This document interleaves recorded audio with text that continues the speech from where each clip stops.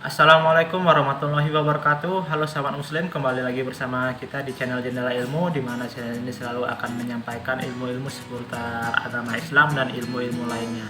Nah, untuk pada kesempatan kali ini kita akan membahas tentang sholat qada atau sholat pengganti. Apa hukumnya dalam qada sholat? Simak video ini hingga akhir untuk mendapatkan jawabannya. Nah, sebelum kita ke pembahasan, saya selalu tidak lupa untuk mengingatkan kalian untuk dukung channel ini dengan cara subscribe, like, dan share, supaya kalian tidak ketinggalan info-info terbaru tentang seputar dari channel ini, tentang ilmu-ilmu dari agama Islam.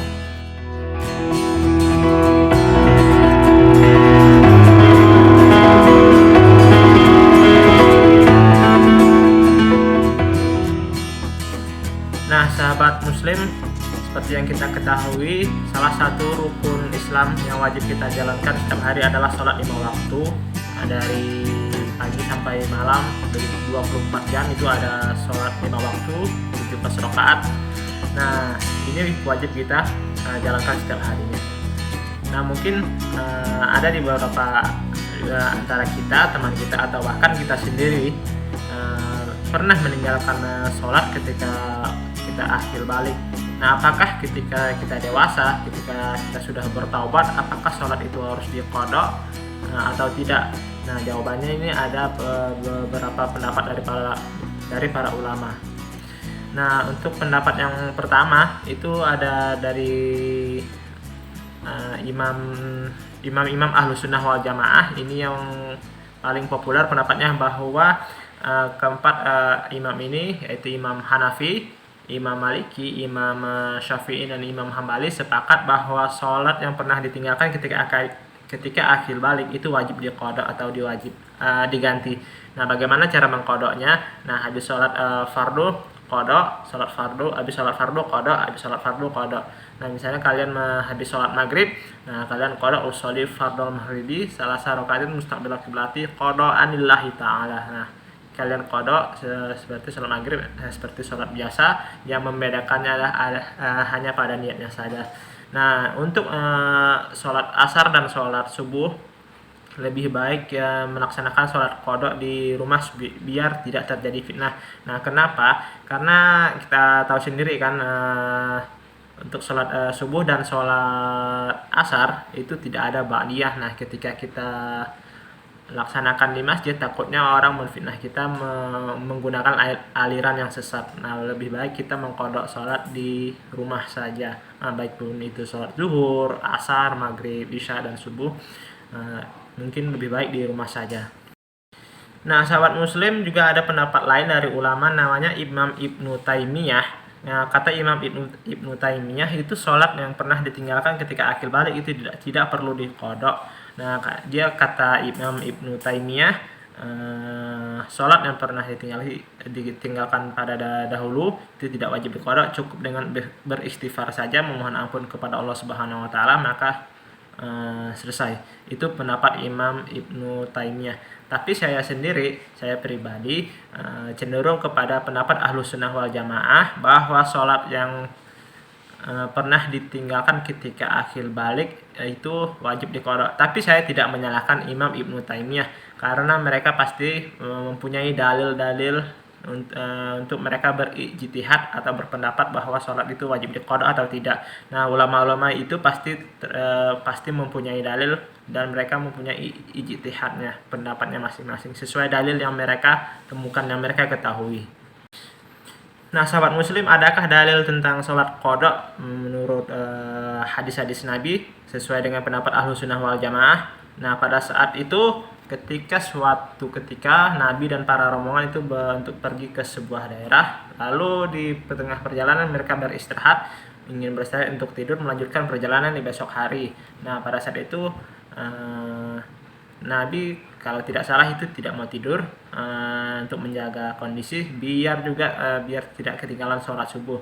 Namun Bilal bin Rabah mengatakan pada Nabi biar Bilal saja yang menjaga kondisi sekitar untuk membangunkan Nabi dan para sahabat untuk melaksanakan sholat subuh.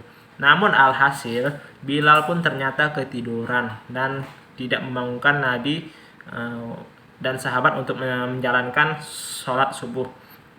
Nah, Nabi pun bertanya, kenapa Bilal tidak membangunkan Nabi dan para sahabatnya? Nah, karena Bilal pun tertidur, jadi tertidur dengan tidak sengaja, juga Bilal juga tidak tahu, juga mungkin Bilal juga menyesali. Tapi Nabi menyuruh Bilal untuk mengumandangkan azan lalu melaksanakan sholat subuh berjamaah. Nah, inilah dalil tentang sholat qada. Nah, juga diterangkan dalam hadis riwayat Bukhari dan Muslim, barang siapa yang tidak sholat karena tidur atau lupa, maka wajiblah dia sholat ketika dia ingat. Inilah dalil tentang sholat qada, sholat yang wajib diganti karena pernah ditinggalkan di masa lalu. Nah, sahabat muslim, mentang-mentang sholat bisa dikodok, jangan semena-mena kita meninggalkan sholat ya, itu jangan semena-mena. Misalnya kita main futsal dari jam 5 sampai jam 7. Nah, maghribnya tuh di mana? Oh, biarlah kodok saja. Oh, nggak bisa, itu nggak bisa, tidak boleh seperti itu ya. Tapi dengan catatan, sholat yang pernah ditinggalkan di masa lalu itu wajib diqadha, tapi jangan disengaja terus, jangan pernah disengaja untuk meninggalkan sholat. Kenapa? Karena di dalam hadis dikatakan bahwa amal pertama yang dihitung pada hari kiamat adalah sholat. Maka kalau sholat kita baik, baiklah amal yang lain. Kalau sholat kita buruk, maka buruklah juga amal-amal yang lain. Nah, sahabat muslim, ini sedikit pengetahuan. Saya pernah menonton video Buya Yahya di sebuah channel punya dia. Nah, kata dia, ada orang bertanya apakah sholat qada itu bisa dilakukan kapan saja atau di mana saja, kapan saja waktunya ya, kapan saja, misal pagi, subuh, siang.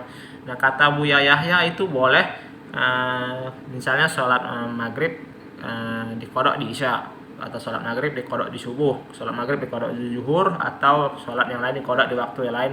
Kata Bu Yahya itu boleh. Nah, kenapa? Nah, di sini bisa kita ambilkan misalnya sebuah umpama, saya meminjam uang kepada teman saya, misalnya ini tanggal 12 November.